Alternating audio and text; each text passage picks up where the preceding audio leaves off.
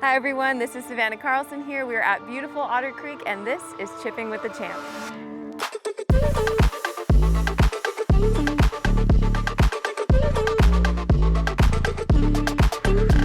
Let's see. Well, it just feels really good to be back in Otter Creek.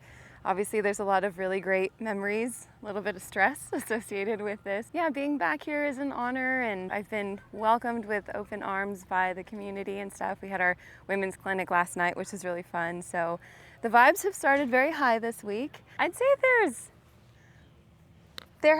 the potential to be a little more under stress, you know, with wanting to defend the championship, of course, but I think it's a good opportunity to really kind of test your fortitude. If you can do the things that you say you're gonna do, then it's great. So like, rather than try to repeat the win, now my focus is, can I be process oriented enough to hit one good shot after another and, you know, see what we come out with in the end. So that's it's almost like a little call to action, I guess, being back trying to defend a title. Yeah, not so much added pressure as it is an opportunity to really be process oriented and kind of stick to what you say you're gonna do.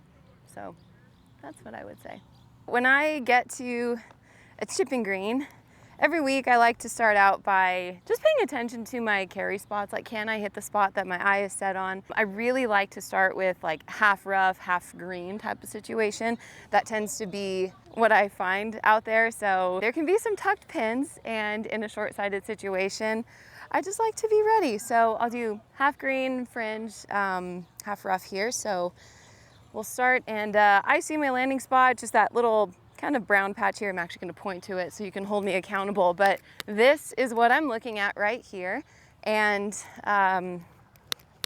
that's what I'll focus on during the chip. So more times that I can just rehearse kind of like the pre-shot routine and execute the first chip well, like that's how I know I'm gonna, you know, we're cruising right along. Okay, so we'll call that maybe 6 paces ahead of me, maybe 10, 11 overall. Face is open a little bit.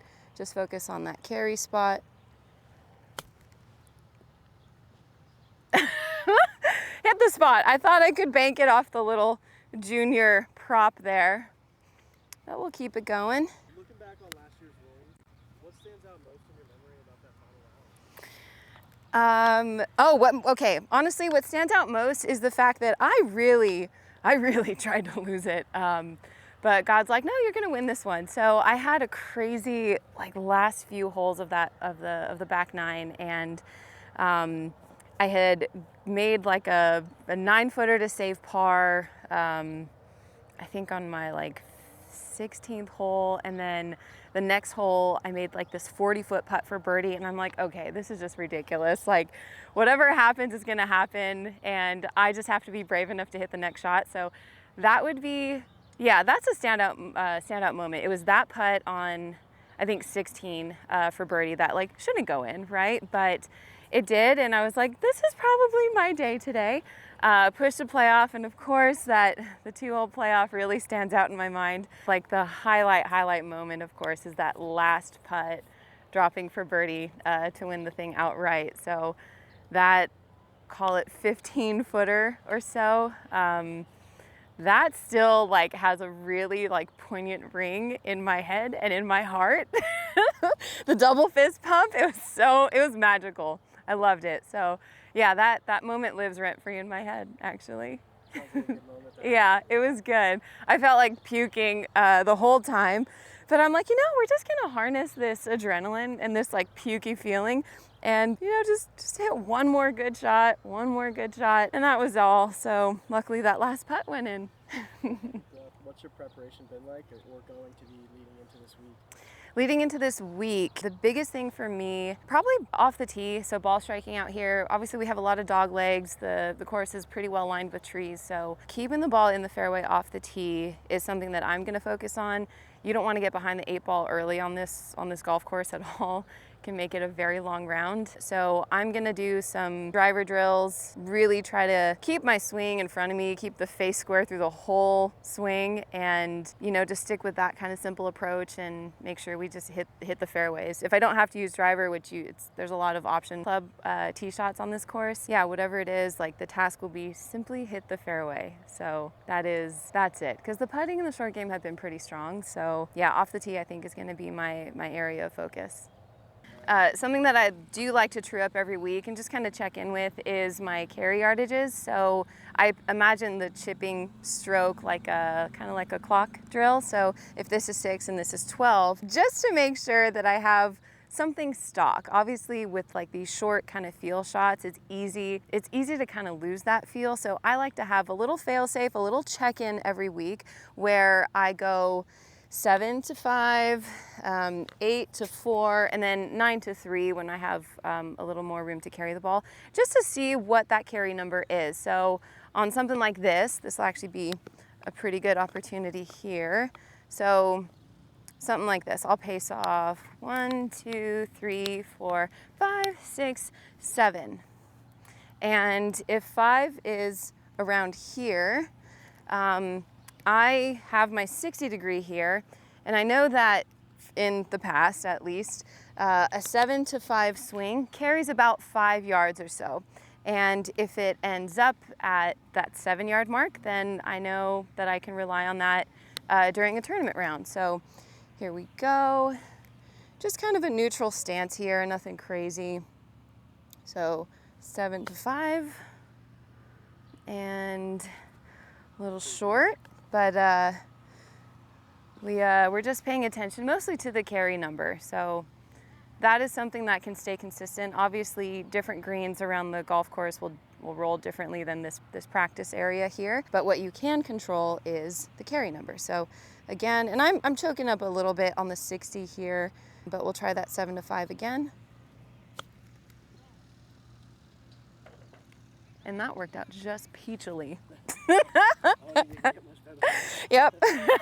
Made the correction, that first one was a little short. Get a little more and more confident every time we rehearse that. So when you are stressed, it's easy to lose feel, and you want something that you can go to that's a little more objective. So I know that 5 to 7 swing with the 56 is going to carry 8, release another 5 or so, and that's going to give me that consistent chip every time.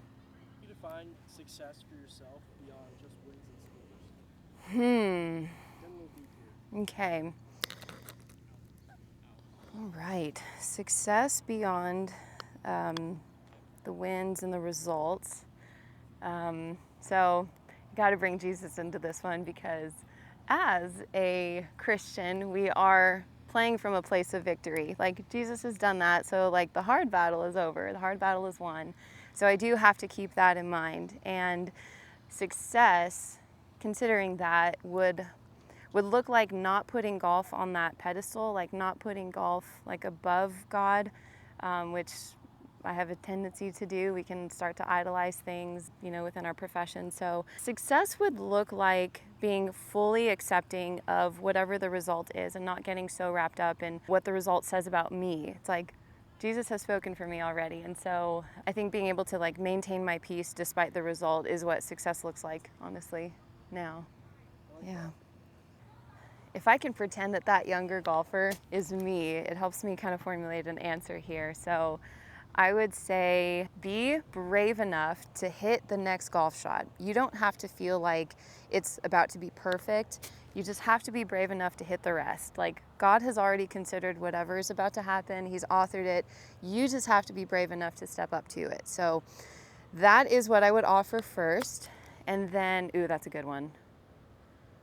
Dang, got by the rope there, but that's okay. Any golfer growing up in this game, on a journey in their game here, you're gonna hit a rough patch. And so I would say really pay attention to the things that made you successful. When you win a tournament, take a note as to what you felt, where your attention was, and you're gonna be able to revisit that when times get a little tough. So that was something that I didn't do when I was first out here. I had a lot of success early on. I'd won a bunch of Cactus Tour events. I won the Texas State Open. and got through qualifying to get on the Epson Tour at the end of 2016. And when I was out here, I made, when I was out here, I made 3 cuts out of the entire season. And I had no idea where my game went. I had no idea where that golfer went from the year previous. And I really wish I would have paid attention to what made me successful. So I would also say that, that's got a chance. No. I'd also say pay less attention to the swing mechanics. Obviously, like, really good fundamentals are important.